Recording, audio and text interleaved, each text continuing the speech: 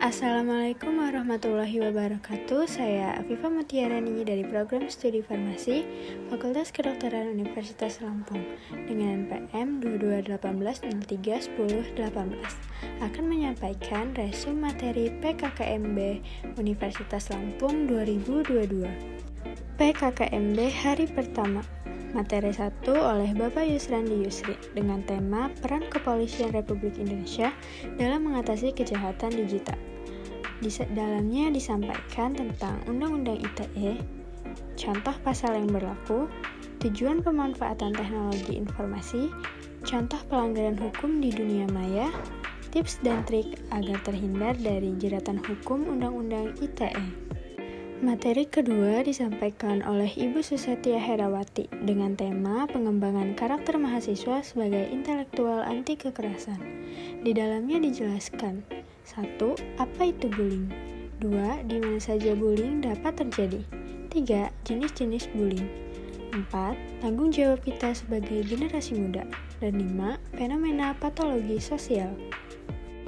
Materi ketiga disampaikan oleh Bapak Said Akil Siraj dengan tema penguatan karakter mahasiswa. Di dalamnya dijelaskan 1.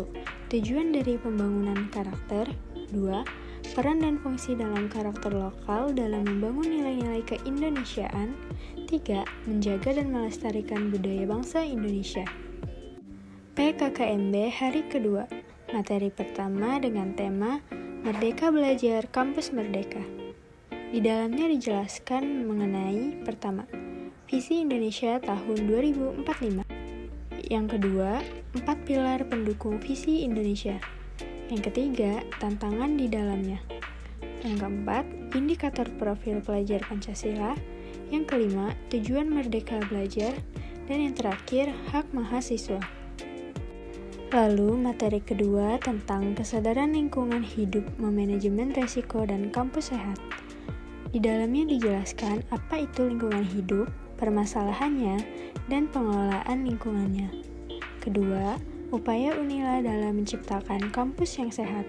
Dan yang ketiga, memanajemen resiko.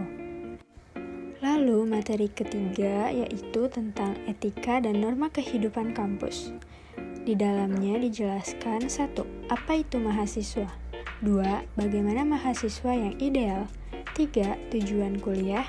4. Karakter mahasiswa. 5. Karakteristik yang harus dimiliki mahasiswa ideal.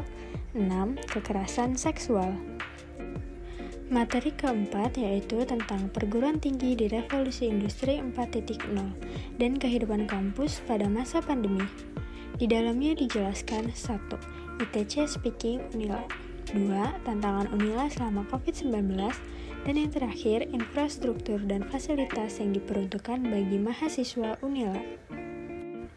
Pada PKKMB hari ketiga, dijelaskan visi dan misi program studi farmasi Fakultas Kedokteran Universitas Lampung, yaitu dengan visi menjadi program studi sarjana farmasi 10 terbaik pada tahun 2025 dengan kekhususan pemanfaatan bahan alam terkait agromedicine. Selanjutnya, misi dari program studi farmasi Fakultas Kedokteran Universitas Lampung, yaitu 1. Melaksanakan tridharma perguruan tinggi terkait kefarmasian yang berkualitas dengan kekhususan pemanfaatan bahan alam terkait agromedicine. 2. Menghasilkan lulusan sarjana farmasi yang kompeten dan beretika. 3. Menyelenggarakan tata kelola organisasi yang dapat memberikan pelayanan berkualitas. 4. Menyelenggarakan pendidikan sarjana farmasi yang terjangkau dan berkeadilan bagi masyarakat. 5. Meningkatkan sumber daya manusia baik dosen dan tenaga kependidikan yang berkualitas dan berdaya saing. 6. Meningkatkan sarana dan prasarana yang menunjang penyelenggaraan tridharma perguruan tinggi di bidang farmasi. Lalu yang terakhir, mewujudkan kerjasama dengan berbagai pihak yang mendukung penyelenggaraan tridharma perguruan tinggi di bidang farmasi. Sejarah berdirinya Fakultas Kedokteran Universitas Lampung yaitu cita-cita masyarakat Lampung untuk mempunyai lembaga pendidikan tinggi kedokteran negeri dicetuskan pada bulan November 1998, diprakarsai oleh Menteri Kesehatan Republik Indonesia waktu itu, Profesor Dr. Farid Anfasa Muluk, SPOG, dan Gubernur Lampung waktu itu, Dr. Andes Haji Omarsono. Materi selanjutnya yaitu budaya 5S. Senyum, salam, sapa, sopan, dan santun. Budaya positif 5S adalah budaya membiasakan diri dengan sadar agar selalu senyum, salam, sapa, sopan, dan santun saat berinteraksi dengan orang lain. Tolak ukur tercapainya budaya positif 5S antara lain dijelaskan sebagai berikut. Pada PKKMB hari keempat dijelaskan mengenai metode pembelajaran.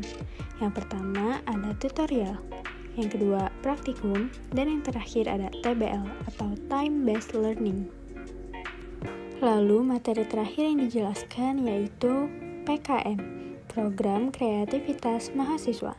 Macam-macam PKM ada PKM Penelitian, Kewirausahaan, Teknologi, PM, dan Karya Cipta.